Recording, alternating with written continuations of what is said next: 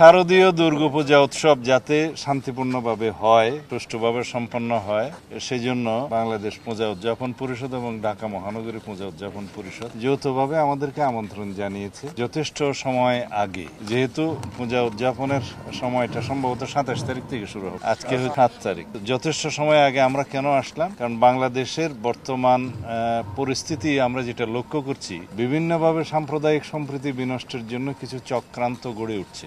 এমনকি স্বধর্মের মধ্যেও বিভিন্ন রকমের এমন কিছু ঘোলাটে পরিস্থিতি সৃষ্টি করছে, যার সবকিছুর একটা উদ্দেশ্য হচ্ছে বাংলাদেশের শান্তিপূর্ণ পরিবেশ বিনষ্টের মধ্য দিয়ে আগামী নির্বাচনকে যাতে বাধাগ্রস্ত করতে পারে। এটা সবকিছুর সাথে কিন্তু বাংলাদেশের গণতান্ত্রিক প্রশ্ন জড়িত। তো সেই জন্য আমরা মনে করেছি যে যথেষ্ট সময় আগে থেকেই যেন আমরা এগুলোর বিষয়ে সতর্কতা অবলম্বন করি এবং সহযোগিতার হাত বাড়াই। আমরা বাংলাদেশ জাতীয়তাবাদী দলের পক্ষ থেকে অতীতের মতো সব সময় আমরা বাংলাদেশের হিন্দু ভাইদের বোনদের যে সর্ববৃহৎ ধর্মীয় উৎসব দুর্গাপূজা পালনের জন্য আমরা সহযোগিতা করে এসেছি অতীতেও। আপনারা জানেন গত বছর সরকারের পাশাপাশি বিএনপির সর্বস্তরের নেতা কর্মীরা সমস্ত জায়গায় সারা বাংলাদেশে এই দুর্গাপূজা উৎসবের সমস্ত দিনে পাহারায় রত ছিল এবং সবাই সহযোগিতা করেছে, সর্বোত্তম সহযোগিতা করেছে। এইবারও আমরা জাতির কাছে এই বার্তাটা দিতে চাই যে বাংলাদেশে ধর্মীয় সম্প্রীতি বজায় থাকবে, সাম্প্রদায়িক সম্প্রীতি বজায় থাকবে। কোন রকমের সাম্প্রদায়িক সম্প্রীতি